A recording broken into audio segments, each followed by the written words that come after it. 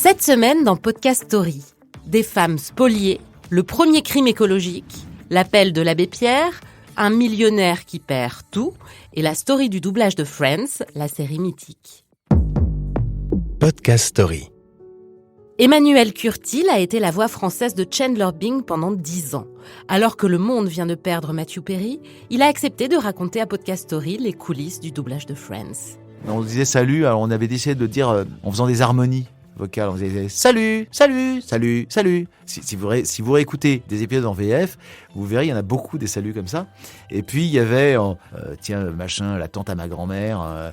Et on avait dit, ah ben non, on dit pas la tante à ma grand-mère, on dit la tante de ma grand-mère. Et du coup, on est parti, on s'est dit, salut copain de moi. Parce qu'on ne dit pas copain à moi, du coup, tu vois.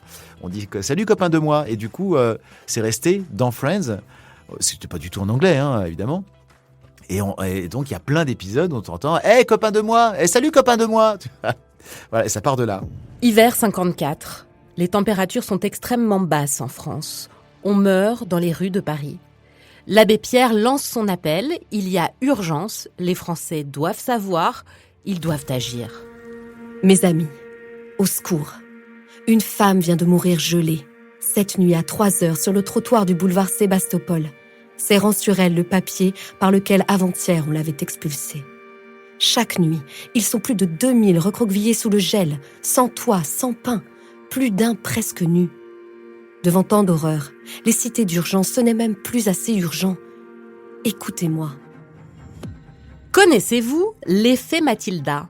C'est une sociologue qui a nommé en premier ce phénomène, ou comment les scientifiques femmes se font voler leurs découvertes par des hommes. La perception selon laquelle seuls les hommes ont un esprit scientifique est non seulement injuste, mais elle limite également le potentiel et les opportunités des femmes. Elle décourage les jeunes filles dès le départ, les empêchant de développer leurs compétences dans ces domaines. Un cercle vicieux. Bertrand Jean a fait fortune il y a 40 ans. Alors qu'il n'a que 25 ans, il devient multimillionnaire. Aujourd'hui, il est ruiné. Histoire d'une ascension, d'une chute, une vie comme un grand 8. La phrase « l'argent fait le bonheur », je dirais que ne pas en avoir, ça fait le malheur. Mais en avoir, effectivement, ça permet d'avoir un état d'esprit différent. Mais je pense qu'effectivement, il faut être un petit peu plus généreux avec les autres. Moi, quand j'ai eu de l'argent, j'étais peut-être un peu trop généreux, mais je regrette la vie que j'ai eue, c'est sûr. Dans les années 70, pour la première fois, on parle juridiquement de dommage écologique. Story du scandale des boues rouges, le tout premier crime écologique.